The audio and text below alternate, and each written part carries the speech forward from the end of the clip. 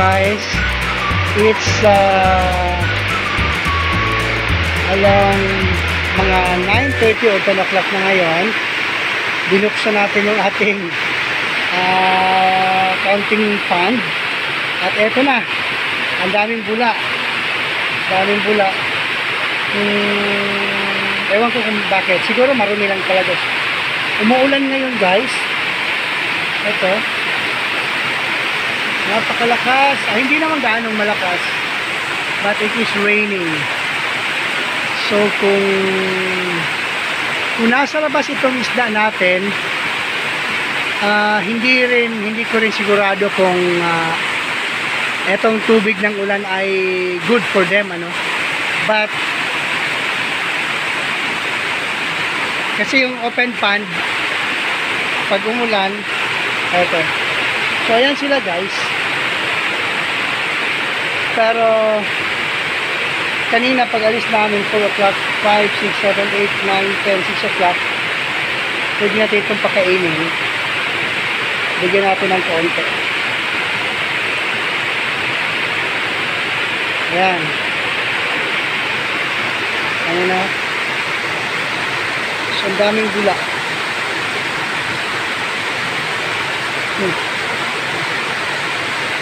Ano kaya ang dahilan? Bakit marami siyang bula?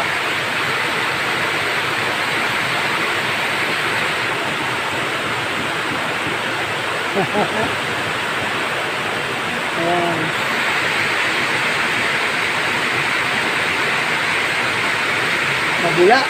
Mabula. Tomorrow na natin linisin ito guys. Bukas na. Kasi gabi na ngayon. And I'm pretty sure safe naman yung mga isda. Good morning mga ka-Orban. It's Friday today. And we will be feeding our... Oh, grabe na oh. Grabe na, look at this. Napakadumi. But of course, hindi yan siya threat. Kaya na siya.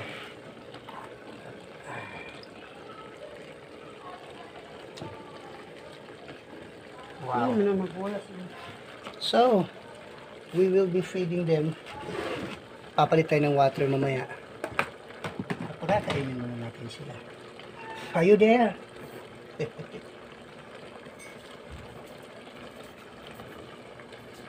Mawawala yan guys kapag napakakainin sila kasi lulubog yung ano. Ayan.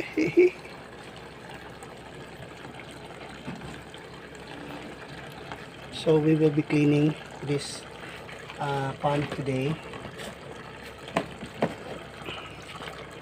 Ano? Okay, kung ano yung na-observe niyo guys, paki-comment naman sa mga ka-Orban ko dyan, paki-comment naman po what is happening. Bakit nagbabos ng ganyan? Yeah, bakit siya nagbabos ng ganyan? Siyempre due to ano siguro, yung mga residue or yung mga ano, gano'n naman talaga. Kasi sa amin dun sa farm, hindi to first time para sa akin. Kasi sa amin sa farm, may time talaga na yung agos ng tubig, mag-accumulate yung mga bubbles na ganyan doon sa ano, kung saan yung nag-drop yung water. So, eto ngayon, ayan siya. Pero mawawala naman siya pag nung nilagyan natin ng pagkain. Ayan, kakainin niya nila ngayon at saka lilinaw yan mamaya. Alright.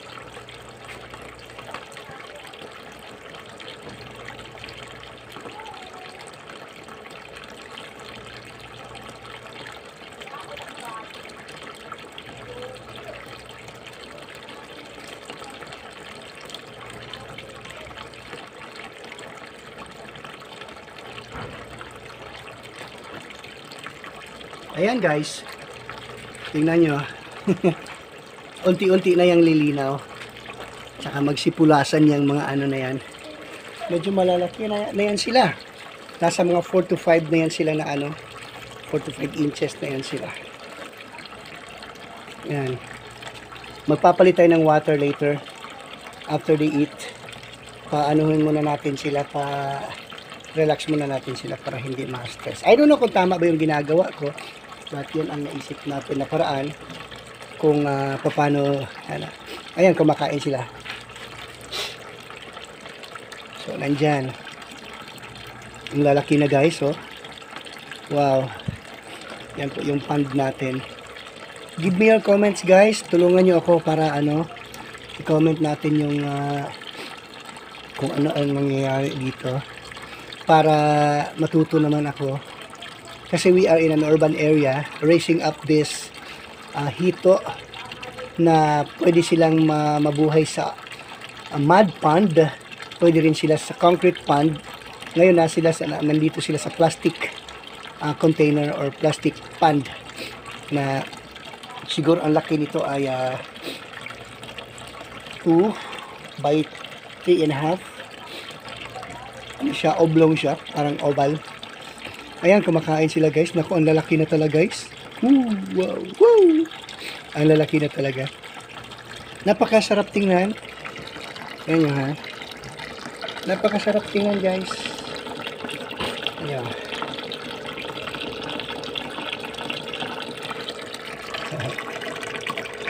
Ayan, okay.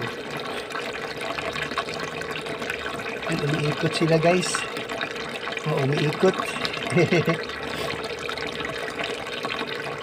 Interesting sila tignan kasi tawag dito. Because makikita mo talaga yung growing nila. They're getting bigger. Bigger and bigger. Ito yata yung sinasabi nila na mababa daw mortality. Ibig sabihin nun, hindi ka basta-basta hindi sila basta-basta mamamatay. Kasi nakaka-survive sila. Kasi nga, kung sa na nabubuhay nga sila sa tubig, ayan. Kung nabubuhay sila sa tubig, open pond, yung sa mud. So, ibig sabihin nun, mataas talaga ang mortality rate nila. Hindi sila basta-basta namamatay. They can really survive. Kasi nung kabataan ko guys, ay nasa lugar din kami na kung saan may swamps doon at saka may mga tinatawag nila na open pond, nagiging punong siya pero hindi talaga yung ginawang punong, hindi yung man-made punong. That's the relics of the war kasi di ba alam natin naggera siya, nung maggera siya may bombang binobomba yung mga kababayan at binobomba yung syudad natin. So doon sa may mga natitira doon sa Barrio Obrero. May mga butas-butas doon na sigurado kami o sigurado ako na may mga bahay doon na binomba noon kasi may mga nakatusok pang malalim masyado ng mga kahoy nakatusok. So yun. So ayan guys, kumikilo sila. Tapos nung doon kami nakatira, nakasquat kami doon sa isang lugar na may nagmamay-ari. Doon kami. At may mga pond na doon. So syempre pag may mga pond, ang isda kasi guys kahit saan yan, mag-i-enter yan sila kasi ang isda kasi ay tawag dito, naghahanap yan kapag kusog ang ulan, malakas yung ulan guys, napakalakas ng ulan, naghahanap yan sila ng lugar kung saan sila gusto mag-settle down. Gawa nung nakita siguro nila doon sila. So doon kami naliligo guys kapag malakas yung ulan, kinabukasan, masarap maligo doon kasi malamig yung tubig. Kaya lang, siyempre hindi mo siguro sa panahon noon, kasi maliit pa lang ang tao, wala pa gaano nakatirang residents doon, malinis siya. At nanguhuli nga talaga kami. Nagninet kami doon, tapos nakakahuli kami ng marami. So, yung mga hito doon guys, hinuhuli lang ng kamay. Ang magaling doon maghuli yung ang magaling maghuli yung pinsan ko, si Edwin. Magaling maghuli yon. Nakakahuli talaga siya ng hito. Tinatawag namin yun na pantat. May bigote. So yung hito na yan ay hinuhuli. Nakakahuli siya. Kahit na walang net, kamay lang. So alam niya kung paano magtatago. Talagang yan. Doon lang yan dumadaan sa gilid, no, ng pond.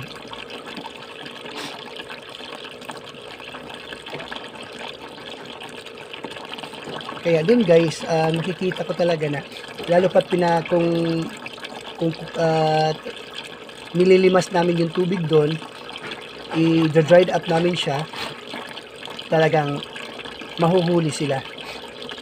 So ang lalaki ng mga hito doon, so sa mud. At saka minsan din, it is my very own experience na during the summertime, merong dumaan kami doon kasi dried up na ang lupa, dumaan kami doon. Yung kasamahan ba? Parang hindi namin siya kasamahan, pero isang construction worker, doon kami dumaan. Na siya guys, na yung lumusot yung paa niya sa lupa. Putik pa ng ilalim guys. So, pagtingin niya guys, ang daming isda guys. Nagtatago pala talaga ang mga isda. Meron silang parang cave. Nagtatago sila doon, ang dami nila. Mabubuhay ang isda guys. Marunong silang mag-hide. At saka they have the survival instinct. Kaya nga mababa yung mortality rate nila. Kasi mataas ba o mababa? Yung iba yung mortality rate. Hindi sila basta-basta namamatay. Kaya ganito yung guys. So tignan nyo, ang lalaki na.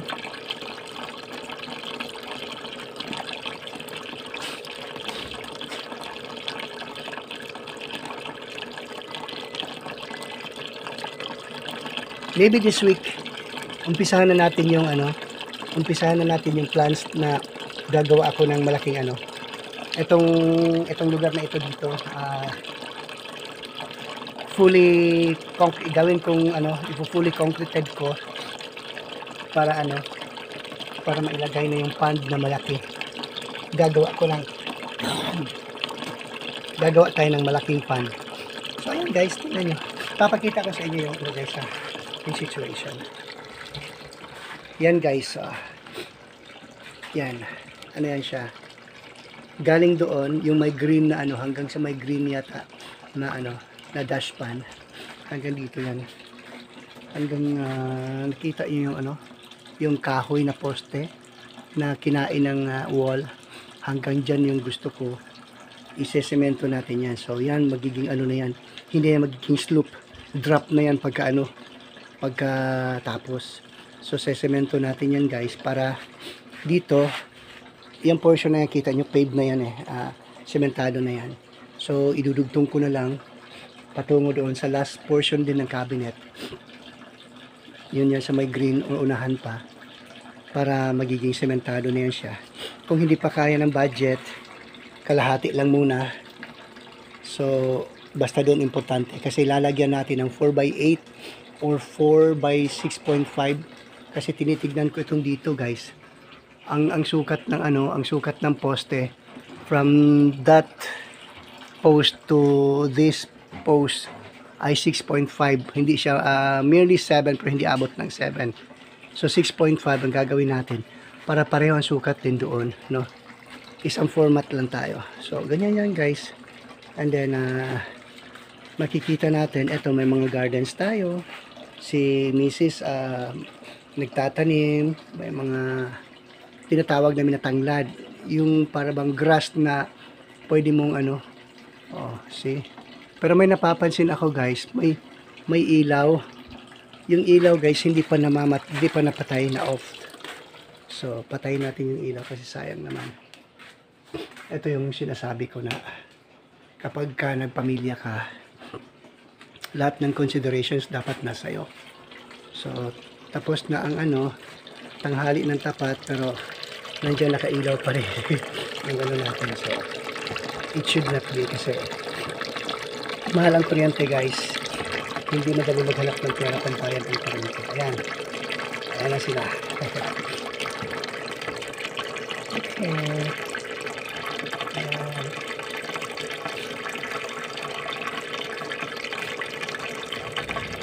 Kumikilos sila guys.